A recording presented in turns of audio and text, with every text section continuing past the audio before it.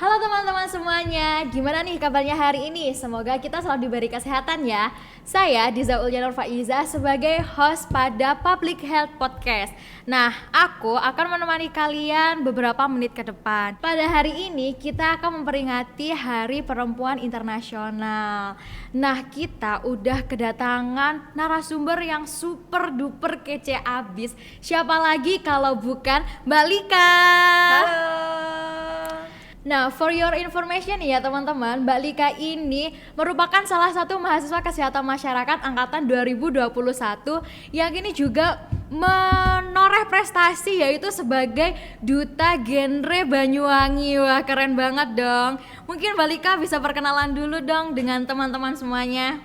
Halo teman-teman semuanya, perkenalkan nama saya Lika. Saya merupakan mahasiswa S1 Kesehatan Masyarakat Sikia Universitas Airlangga di Banyuwangi, angkatan 2021. Dan kini saya menjadi duta genre Kabupaten Banyuwangi. Wah, keren banget kan ya pastinya. Mbak Lika nih, mungkin kita bisa basa-basi dulu ya. Mbak Lika kan udah menjabat sebagai duta genre Banyuwangi, juga sebagai mahasiswa Kesmas nih. Mungkin gimana nih kesibukannya untuk melaraskan keduanya? Oke, sejauh ini kegiatan saya ya kuliah, kemudian organisasi, kemudian ikut acara-acara sosialisasi dan mengisi beberapa kegiatan di sekolah-sekolah seperti itu. Namun ya sejauh ini ada lika-liku kehidupan lika-liku kehidupan antara terkendala waktu ya untuk memanage akademis dan non akademis. Tapi ya alhamdulillah sejauh ini lancar. Alhamdulillah banget. Bisa selaras itu pastinya butuh perjuangan ya. Iya, benar sekali. Nah, Mbak Lika, pada peringatan Hari Perempuan Internasional ini kami dari BIPA Unair nih ya, Mbak, mengangkat tema peran perempuan guna kesetaraan. Nah, jadi nih Mbak Lika, mungkin kita bisa masuk langsung ke pertanyaan nih. Oke, Siap boleh. untuk Mbak Lika? Siap. Oke, menurut Mbak Lika sendiri nih sebagai duta genre Banyuwangi, menurut Mbak Lika apa sih makna dari kesetaraan gender? Terus apakah di Indonesia ini sudah terrealisasikan gitu Mbak? Dan mungkin bisa disebutkan contohnya? Oke, tentunya yang sangat luar biasa. Terima kasih kesempatannya Mbak Diza telah memperkenankan saya untuk berbicara di podcast yang luar biasa ini ya, Public Health Podcast. Oke. Ya, membahas mengenai seputar peringatan Hari Perempuan Hari Internasional. Perempuan Internasional. Kalau nanti kita bakal ngomongin gak ada habisnya sih kalau seorang perempuan ya. Iya bener banget. Iya bener banget. Kemudian membahas mengenai gender ya, gender, kesetaraan gender juga terlibat dengan hak-hak perempuan ya, hak gender ya. Tentunya dari definisinya ya, pengertian gender itu banyak ya masyarakat beranggapan bahwasanya sama dengan jenis kelamin. Seperti itu enggak sih? Iya kayaknya ya Mbak, banyak banget yang berspekulasi seperti itu. Iya, banyak yang berspekulasi seperti itu. Ada yang menganggap bahwasannya jenis kelamin itu adalah gender. Gender itu juga jenis kelamin, tapi sebenarnya itu berbeda. Gender dan jenis kelamin. Kalau gender itu adalah semacam karakteristik sosial ya, karakteristik sosial laki-laki dan perempuan yang mana itu sudah itu bisa diciptakan dari lingkungan sekitar, dari agama, politik, sosial dan budaya, seperti itu ya, karakteristik ya kalau gender ya, karakteristik. Kemudian kalau jenis kelamin ya, jenis kelamin itu ya sangat mudah sekali ya, karena jenis kelamin itu pembeda antara laki-laki dan perempuan dari segi biologisnya, dari fungsi reproduksinya, seperti itu. Oke.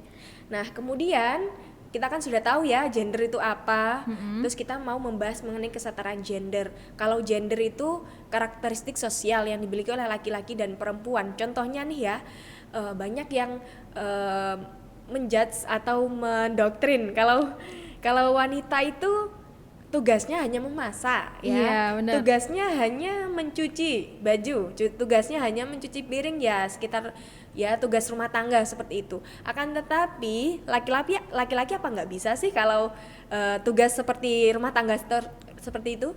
Bisa banget dong pastinya. Bisa banget ya pastinya ya. Nah, tugasnya wanita itu bisa dilakukan oleh seorang laki-laki maupun keduanya. tugasnya laki-laki bisa dilakukan oleh seorang wanita seperti itu. Jadi sekarang banyak chef laki-laki ya. Iya benar banget. Banyak kemudian profesi laki-laki yang diminati oleh perempuan seperti TNI, pilot kan juga bisa masuk kan perempuan. Nah, itu menandakan bahwasanya sekarang sudah adanya kesetaraan gender yang mana seorang perempuan itu bebas untuk bercita-cita dan bermimpi seperti laki-laki ya, seperti apa yang diinginkan laki-laki. Keduanya pun seperti itu. Oke. Nah, ini jawaban yang sangat luar biasa banget. Jadi ingat buat teman-teman semuanya kalau gender dan jenis kelamin itu berbeda. Nah, tapi nih ya Mbak, banyak banget spekulasi dari masyarakat bahwasanya kalau perempuan itu lemah, terus gak usah sekolah tinggi-tinggi perempuan itu. Toh nanti juga ujung-ujungnya di dapur, memasak, mengurus anak. Menurut Mbak Lika sendiri nih, kayak gitu tuh bagaimana? Tidak setuju. Karena dari perannya seorang wanita di Indonesia sendiri kan sekarang sudah tersedia ya fasilitas-fasilitas, kemudian program-program yang untuk untuk meningkatkan derajat seorang wanita biar sama dengan laki-laki. Akan tetapi hal tersebut ada batasannya juga. Seorang laki-laki ada mungkin posisi yang tidak bisa diisikan oleh wanita ya. Dalam Islam juga dijunjung sih kesetaraan gender ya. Akan tetapi ada batasannya. Misal nih laki-laki jadi imam ya, imam ya, kan wanita nggak bisa ya. Terus apalagi ya contohnya yang tidak bisa dilakukan oleh wanita, menjadi penghulu ya, penghulu iya, dalam bener. nikah ya, kan nggak bisa. Dan ada batasannya, mungkin hanya yang bisa dilakukan oleh wanita. Untuk laki-laki ya mungkin kegiatan profesi dan kegiatan yang tentunya yang diharapkan masyarakat lah ya, yang semestinya seperti itu. Kemudian kalau beranggapan wanita itu lemah dan tidak usah sekolah, itu anggapan sudah terdahulu, yang mana sekarang sudah jarang orang yang berpikir seperti itu, karena sekarang pendidikan itu sangat penting, tentunya salah satu untuk melahirkan generasi yang berkualitas.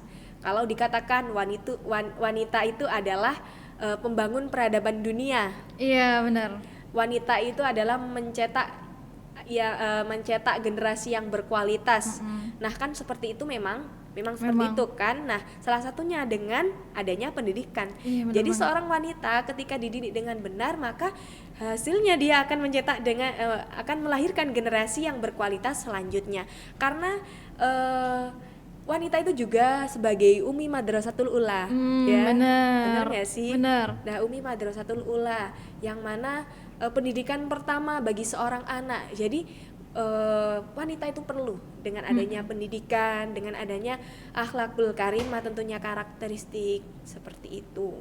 Jadi saya tidak setuju banyak sekarang di zaman sekarang wanita-wanita yang sudah pintar ya, setelah berpendidikan kemudian bisa berkontribusi di negaranya ya. Iya benar banget. Ya, salah satunya menjadi seorang pemimpin, bupati. Bahkan Bupati Banyuwangi aja sekarang perempuan ya, Iya, Mbak. luar biasa. Dan sekarang sudah banyak membuat perubahan-perubahan ya. Iya, memajukan Banyuwangi lebih baik lagi. Iya, tentunya. Jadi tidak ada perbedaan masalah seperti itu. Wanita bisa sanggup sekarang sudah bisa berani dalam menjadi pemimpin, membawa perubahan.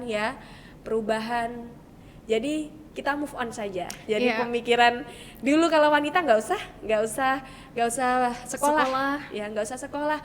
Terus wanita di rumah aja, nggak usah keluar. Nah, seperti itu kita move on aja. Iya, move on, udah 2023. Pemikiran kayak gitu tuh udah kuno banget gitu loh, teman-teman. Iya. Banyak ya para ahli wanita-wanita, kemudian profesor-profesor wanita yang mana dengan keuletannya, kemudian dengan kepintarannya dapat berkontribusi di baik sains maupun sosial banyak. Dan peran wanita juga tersebar dalam seluruh aspek kehidupan manusia. Iya benar banget. Wah, hebat ternyata wanita ini ya. Nah terus nih Mbak, tetapi lagi nih ya Mbak, kayaknya ini banyak pertanyaan yang diawali dengan tetapi nih. Ya, kita hapus saja tetapi. Tetapi nih ya Mbak, saking dikira lemahnya perempuan, banyak kasus pelecehan seksual yang kini tuh sedang marak gitu di Indonesia. Nah menurut Mbak Lika, gimana sih caranya kita itu menghindari dari hal-hal pelecehan seksual? Terus naudzubillah nih ya teman-teman semuanya dan yang lainnya, seumpama nih kita naudzubillah itu tuh mengalami pelecehan seksual. Nah tindakan yang tepat itu bagaimana? Oke, dikira lemahnya seorang wanita karena memang ya gender tadi kodratnya wanita itu lemah, kemudian laki-laki itu memang disangkut pautan dengan kuat ya, laki-laki kuat, kemudian wanita lemah. Nah, wanita lemah itu saking lemahnya itu menjadi bidikan dalam permasalahan seperti itu ya, naasnya ya. Iya. Naasnya. Kemudian kasus pelecehan seksual ini juga sangat krusial, apalagi bersangkutan dengan wanita, karena juga marwah wanita itu sebetulnya harus dijaga ya.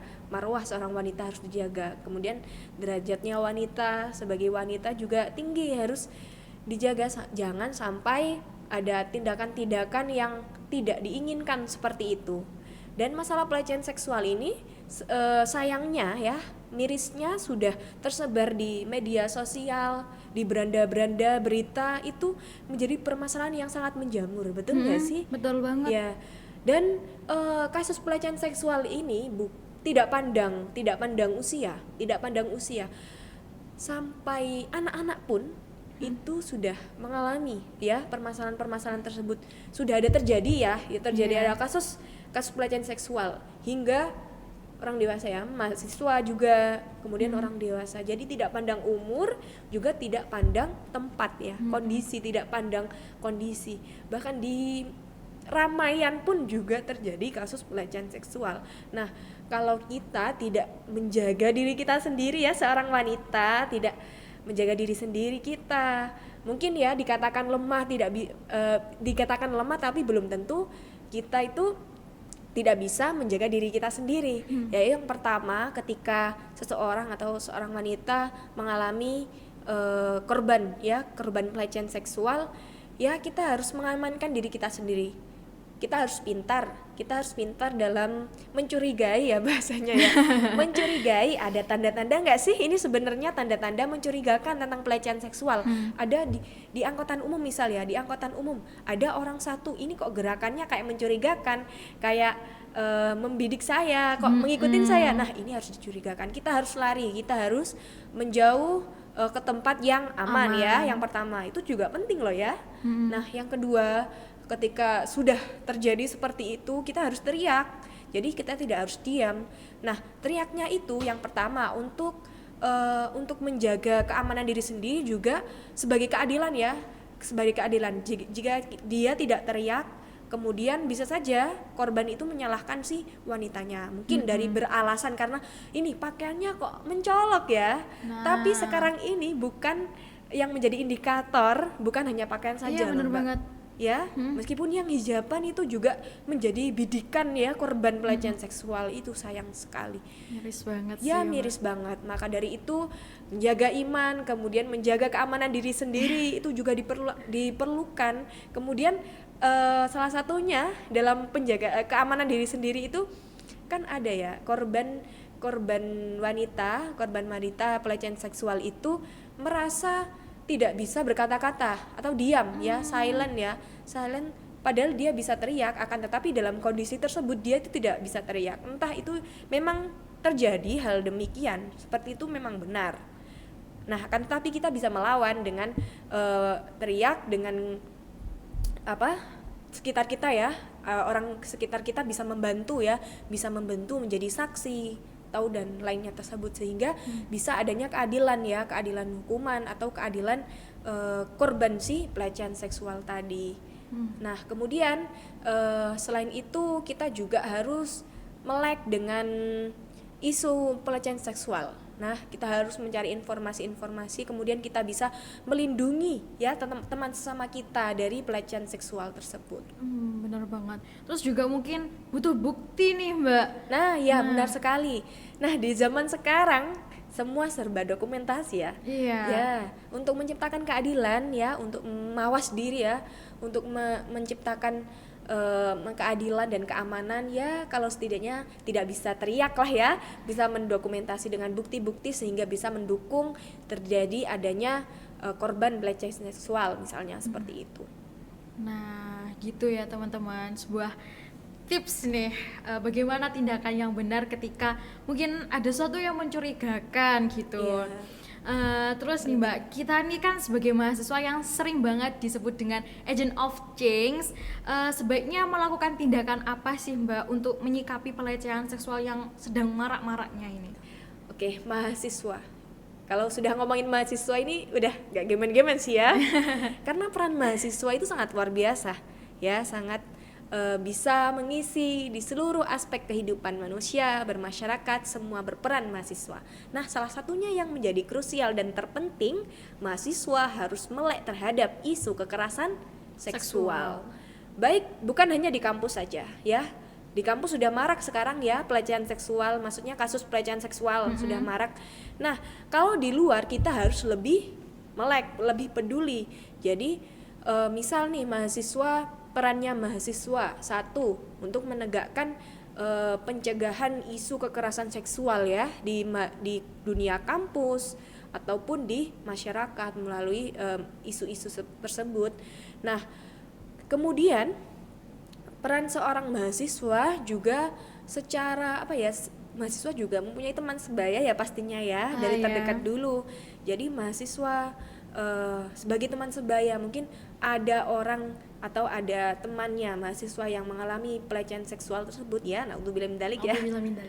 Ya, kita sebagai teman sebaya pastinya harus menemani ya, harus mendampingi tentunya secara psikologi ataupun dengan semangat ya, sehingga dia bisa terus belajar, dia bisa terus semangat. Nah, karena apa? Mental itu juga harus dijaga, karena ya jangan sampai ada tindakan yang tidak diinginkan seperti bunuh diri ataupun tindakan yang tidak diinginkan seperti itu. Ya kan, menjadi semangat lah ya. Selain menegakkan isu, juga kita harus berperan di masyarakat juga di lingkungan kampus seperti itu.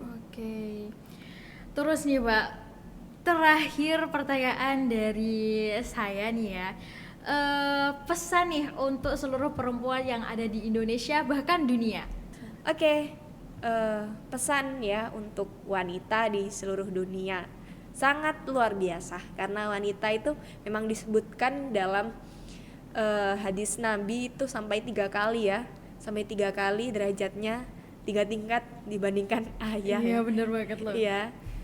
Nah, itu tetapi ya benar sih, wanita itu memang sulit ya perannya, tugasnya itu banyak sekali ya, PR-nya, apalagi wanita itu adalah pembangun peradaban dunia yang mencetak generasi yang berkualitas. Jadi mulai sekarang ya, para wanita juga calon ibu-ibu ya, calon ibu juga harus mempersiapkan diri sendiri dengan selalu beriman ya, bertakwa, kemudian memantapkan spiritual, kemudian menggali potensi dengan terus bereksplorasi seperti itu, yang tujuannya untuk mencapai ya cita-cita kita. Setiap orang kan mempunyai cita-cita ya, jadi tidak ada batasan untuk cita-cita, baik perempuan maupun laki-laki, semua itu sama seperti itu. Oke, saya ada quotes. Boleh banget ya, dong. Boleh ya. Oke, quotes untuk sesi terakhir ini ya. Iya benar. Oke, untuk para wanita yang ada di sana, ingat, tentukan siapa dirimu, silahkan berekspresi dan semau kamu untuk menjadi pemberani, kuat, dan selalu percaya diri untuk selamanya menginspirasi. Wow, quotesnya keren banget loh. Jadi diingat ya teman-teman, harus tetap berani, percaya diri untuk selalu explore, terus motivasi dengan caranya sendiri gitu ya. Wah, tidak terasa sekali nih Mbak Lika, ternyata kita sudah berada di penghujung acara. Ternyata waktu itu berlalu dengan cepat ketika saya bersama dengan Mbak Lika nih. Kurang ya? Iya, kurang banget sih sebenarnya. Kayaknya kurang sih. Mungkin nih di Public Health Podcast lain kali kita bisa bertemu lagi, bisa mengundang Mbak Lika di sini lagi. Siap-siap. Dengan ilmunya yang banyak, yang bermanfaat. Makasih banget ya untuk Mbak Ya, Lika. terima kasih atas kesempatannya telah diundang di podcast yang sangat luar biasa. Iya, wah luar biasa banget emang ini ya Mbak. Mungkin Mbak Lika dan saya akan pamit undur diri dari teman-teman semuanya. Sampai jumpa, tapi jangan lupa nih ya Mbak Lika buat teman-teman untuk like, share, and comment. Oke, See you. Keep on watching.